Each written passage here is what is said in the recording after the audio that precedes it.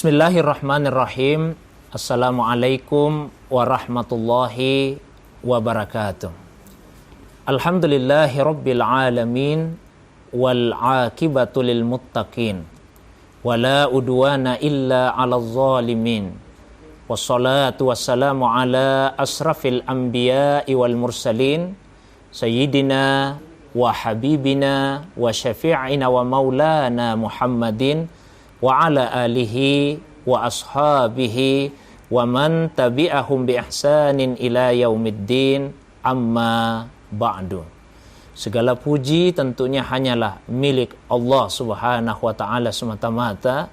Salawat dan begitu pula salam semoga senantiasa Allah curahkan kepada kekasih kita Rasulullah Muhammad sallallahu alaihi wasallam. Begitu pula kepada keluarga, para sahabat dan juga pengikutnya yang senantiasa istiqamah menghidupkan sunnah Nabi sallallahu alaihi wasallam. Ikhwas sekalian yang semoga dirahmati, dimuliakan oleh Allah Subhanahu wa taala. Insyaallah sebagai lanjutan dari kajian Al-Ahadits As-Sultaniyah, hadis-hadis tentang kekuasaan. Pada kesempatan kajian kita kali ini adalah sebuah hadis yang diriwayatkan oleh Imam Muslim dari salah seorang sahabat Nabi sallallahu alaihi wasallam, yaitu Abdurrahman bin Samurah, semoga Allah meridainya.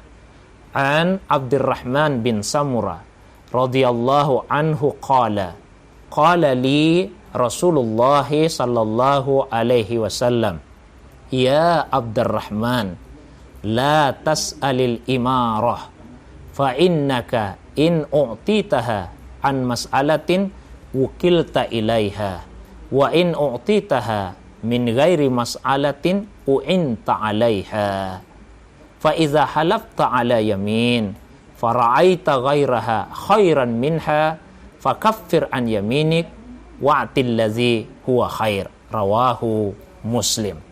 Yang artinya, dari Abdurrahman bin Samurah, semoga Allah meridainya, ia berkata, Rasulullah sallallahu alaihi wasallam pernah berpesan kepada saya. Beliau bersabda, wahai Abdurrahman, janganlah engkau meminta jabatan, karena sesungguhnya apabila jabatan itu diberikan kepadamu karena permintaanmu, maka semua akan diserahkan kepadamu. Namun, jika jabatan itu engkau peroleh tanpa engkau memintanya, maka engkau akan dibantu dalam jabatan tersebut.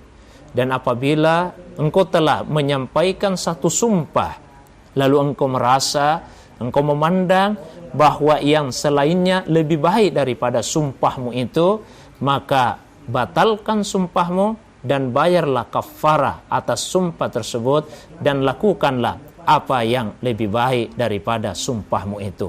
Hadis riwayat Muslim.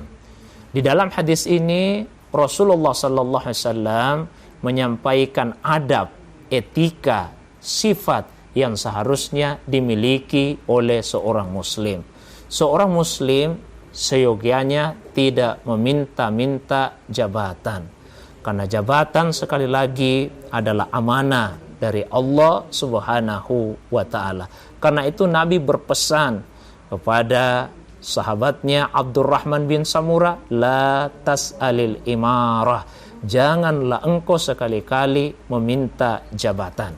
Meskipun para ulama kita memberikan pengecualian, diperbolehkan seseorang itu meminta jabatan apabila ia merasa mempunyai kompetensi dan kapasitas untuk memikul jabatan tersebut, dan itu semua ia lakukan bukan untuk kepentingan dirinya, tapi untuk kepentingan masyarakat yang lebih luas. Dalam kondisi yang seperti itu diperbolehkan untuk meminta jabatan, sebagaimana yang pernah dilakukan oleh Nabi Yusuf alaihissalam. Beliau meminta kepada penguasa Mesir waktu itu untuk diangkat sebagai pejabat, karena beliau punya kompetensi dan punya kapasitas kemampuan, dan jabatan itu beliau gunakan untuk memakmurkan rakyatnya. Begitu juga di dalam hadis yang lain, Rasulullah SAW memberikan pujian kepada seseorang yang meminta untuk dijadikan sebagai seorang qadhi, sebagai hakim pemutus perkara di antara kaum muslimin, lalu kemudian dia adil di dalam jabatannya. Tapi bagi seseorang yang tidak meyakini atau tidak menduga kuat dirinya akan mampu memikul jabatan tersebut, apalagi jika sejak awal sudah ada keinginan yang tidak baik untuk memanfaatkan jabatan tersebut semata-mata hanya untuk kepentingan dirinya, untuk kepentingan kelompoknya, maka Nabi ingatkan, jangan sekali-kali meminta jabatan. Sekalipun jabatan itu diperoleh dengan cara diminta, maka Rasulullah SAW sudah mengingatkan semua resikonya, semua keburukannya akan ditanggung sendiri oleh yang meminta jabatan itu. Namun sebaliknya, jika ada seseorang yang memiliki jabatan, yang mempunyai kekuasaan, bukan karena dia minta, tapi karena diamanahkan oleh orang lain, oleh mereka yang mengetahui benar kapasitas, kemampuan, integritasnya, dan keluhuran akhlaknya, maka Rasulullah SAW memberikan jaminan dia akan dibantu dalam melaksanakan tugas dan jabatannya. Siapa yang membantu? Dia akan dibantu yang paling utama oleh Allah Subhanahu wa Ta'ala. Dan yang kedua akan dia dibantu oleh mereka yang ada di sekelilingnya. Ini bagian yang pertama yang terdapat di dalam hadis tadi. Bagian yang kedua, Rasulullah SAW mengingatkan di dalam hadis tadi, apabila ada seseorang yang terlanjur bersumpah, lalu ternyata menyalahi sumpah itu akan mendatangkan kebaikan, dia boleh membatalkan sumpahnya, tapi tetap diwajibkan membayar kafarah terhadap sumpah tersebut. Apa kaitan antara penggalan pertama dengan penggalan terakhir dari hadis ini? Para ulama kita menjelaskan, boleh jadi ada seseorang yang karena sifat tawaduknya, karena kerendahan hatinya, pernah bersumpah tidak akan mau menduduki satu jabatan tertentu. Tapi ternyata kondisi menghendaki agar ia menduduki jabatan itu demi kebaikan umat, demi kemaslahatan masyarakat. Dalam keadaan yang seperti itu, maka dia boleh membatalkan sumpahnya.